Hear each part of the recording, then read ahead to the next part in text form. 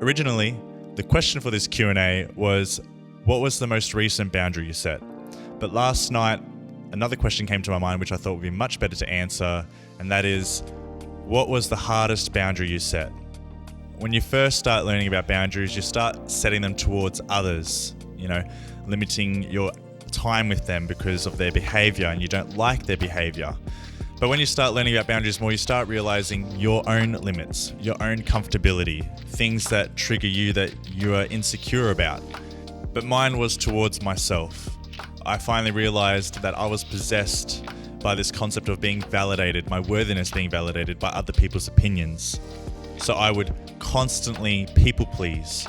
I would do everything that they liked. I would change my behavior and my ways to what they liked, compromising my own values and my beliefs. I had become addicted to the approval of what my close friends and family members said about me or how they perceived me. And because the fear of missing out was intertwined with all of this, I didn't want to miss out on a chance being with them or hanging out with them. When they did things on their own or with other friends, I got a little bit envious, a little bit jealous. So I realized that I was possessed by this concept of constantly needing them with me and their positive perception of me to validate my worthiness and my existence. That's when I realized I need to set a boundary for myself and actually stop hanging out with those people as much. Even though they were my close friends, I needed to set a boundary with myself to say, Daniel, you're relying on them too much. You're grasping at straws trying to get their attention and their validation and their approval. It's suffocating you. You don't feel like you can be you around them. You're constantly stepping on eggshells. That's not healthy. That's not right.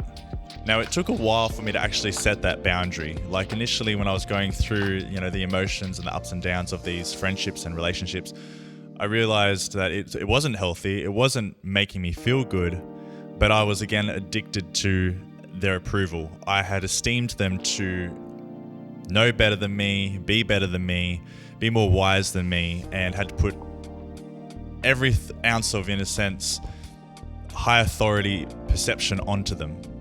And during all this, when I finally made the decision that I need to set a boundary for myself, God was just like, you're putting your worthiness in their opinions. But who created you? They didn't create you.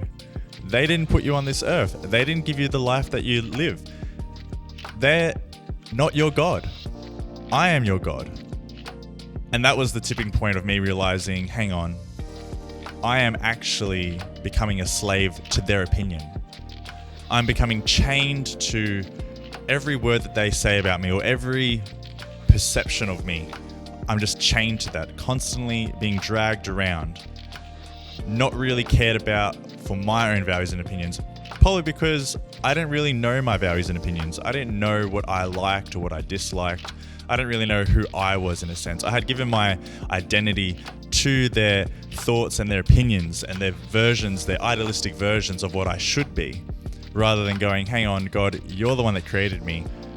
I should be yours. I'm a child of you, so why am I putting my identity into humans rather than you? And if you've created me, then obviously my worth already exists and I don't need to fight for it. I don't have to prove myself to anyone. Like, you've already proven that I'm worthy because you died on that cross for me. Why am I just handing over the power to them?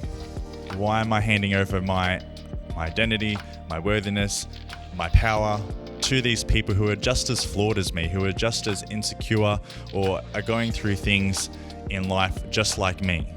But back to the question of it being the hardest boundary, and the reason of that is because I had to let go of close friendships, close relationships. I had to change who I wanted to be around, who I wanted to be, not what everyone else perceived me to be. Who did I want to become? What was I interested in? Was I just hanging out with them because we had similar interests? What was the reason I was hanging out with them? And because I know the kind of person that I can become, being addicted to other people's validations, I do give myself a boundary to even new friends and just say, okay, I'm going to spend this much time with you not 5 hours or 6 hours, but I'm going to spend a limited time just so I don't become obsessed to trying to prove to you or people please you that I am worthy to be a friend. And I am a people pleaser in recovery, so I am still trying my best to set that boundary. It is a constant thing that I have to be aware of. Sometimes I slip up, but I do have to reset it each time and go, whoops, I've just let myself go and I've started people pleasing and I've started putting my worthiness and validation in that person's opinion, and that wasn't the right thing to do. I took it out of God's hands and put it into theirs, making them God when really they're not, and I had to take it back and go, they're not God, they're not my creator, they're not the ones that decide my worthiness or my value in this world. God does, and I put it back in God's hands and then become more at rest and peaceful, going, I'm now in the right headspace and the right mentality, knowing that my worthiness is placed in the right hands, not in the wrong hands. King up.